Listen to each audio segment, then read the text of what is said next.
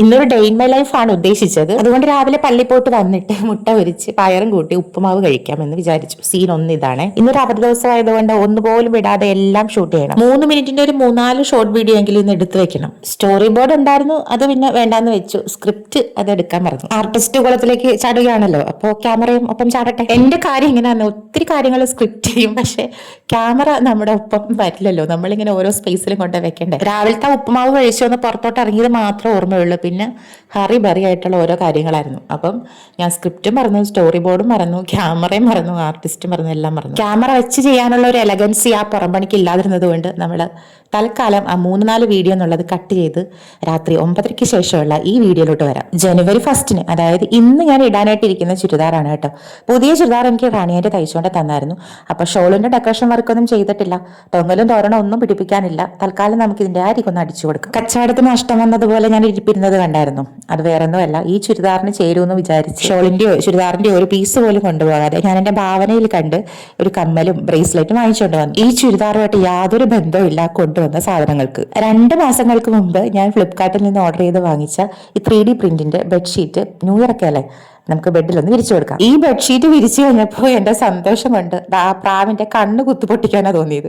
അത്ര ഒറിജിനാലിറ്റി ഉണ്ട് കേട്ടോ ഈ പ്രിന്റ്സിന്. ആ മിണ്ടാപ്രാണിയുടെ കണ്ണ് കുത്തുപൊട്ടിക്കാനും മാത്രം ദുഷ്ടമാണോ എന്ന് ചോദിച്ചാൽ സ്നേഹം കൊണ്ടാണെന്നേ. കുട്ടിക്ക് കൗതുകം ലേശം കൂടുതലാണ്. 600 സംതിങ് എത്രയായിരുന്നു ഞാൻ വാങ്ങിച്ചപ്പോഴത്തേക്കുള്ള റേറ്റ് കൃത്യമായിട്ട് ഞാൻ ഓർക്കുന്നില്ല കേട്ടോ. എന്റെ ബെഡ് മാത്രമല്ല, കട്ടിലും കൂടെ പൊതിയാനുള്ള അത്രയും വലുപ്പമുണ്ട് ഈ ബെഡ്ഷീറ്റിന്. ഇതേതോ കിങ്ങോ ക്യൂനോ അങ്ങനെ എന്തോ വലിയ സൈസാണ്. കിടപ്പാടോ ശരിയാക്കിയ സ്ഥിതിക്ക് ഇനി അടുക്കളയിലോട്ട് വരണം. നാളെ 1-ാം തീയതി രാവിലെയാണ് ഞാൻ പള്ളിയിൽ പോകാനായിട്ട് ഇരിക്കുന്നത്. ഇപ്പൊ രാത്രിയിലത്തെ കുർബാനയ്ക്ക് വേണ്ടിയിട്ട് ഏതാനും മിനിറ്റുകൾക്കുള്ളിൽ അമ്മച്ചി ഇപ്പൊ പള്ളിയിലോട്ട് പോകും. അപ്പൊ രാവിലെ അമ്മച്ചി അടുക്കളയിൽ കയറുവാണെങ്കിൽ രാവിലത്തെ കുക്കിംഗ് ഒന്ന് ഈസി ആക്കാൻ വേണ്ടിയിട്ട് ഇപ്പൊ നമ്മൾ തൽക്കാലം ബീഫൊക്കെ ഒന്ന് കഴുകി ഇഞ്ചിയും പച്ചമുളകും വെളുത്തുള്ളിയൊക്കെ വൃത്തിയാക്കി ബീഫ് വേവിച്ച് വെച്ചിട്ട് കിടക്കാമെന്ന് വിചാരിച്ചു. അങ്ങനെ പണി തുടങ്ങുന്നതിന് മുമ്പാണ് ഞാൻ ഓർക്കുന്നത്, ഞാൻ ഇന്ന് ചായ കുടിച്ചിട്ടില്ല വൈകുന്നേരം.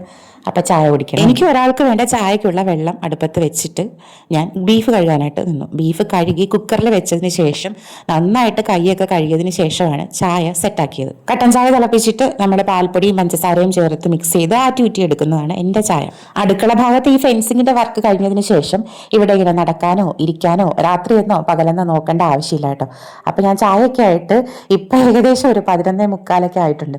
പുറത്ത് വന്നിരുന്നാണ് ഇഞ്ചിയും പച്ചമുളകും വെളുത്തുള്ളിയും സവാളയൊക്കെ നന്നാക്കുന്നത്. ഈ സെക്കൻഡുകൾ ഇങ്ങനെ കൗണ്ട് ഡൗൺ ചെയ്ത് പുതുവർഷത്തിലോട്ട് നമ്മൾ കടന്നു കയറുന്ന ആ ഒരു നിമിഷമില്ലേ, അത് ജീവിതത്തിൽ ആദ്യമായിട്ട് ഞാൻ ഈ 2026 കേട്ടോ എക്സ്പീരിയൻസ് ചെയ്യുന്നത്. അങ്ങനെ 2026 പ്രവേശിച്ചതിന്റെ സന്തോഷത്തിൽ ഞാൻ ദൈവത്തിന് നന്ദി പറഞ്ഞ് പുതിയ കലണ്ടറും തൂക്കി കിടക്കാനായിട്ട് പോയേട്ടോ. അപ്പൊ ഹാപ്പി ന്യൂ ഇയർ എല്ലാവർക്കും. സബ്സ്ക്രൈബ് ചെയ്ത് സപ്പോർട്ട് ചെയ്യാൻ മറക്കല്ലേ.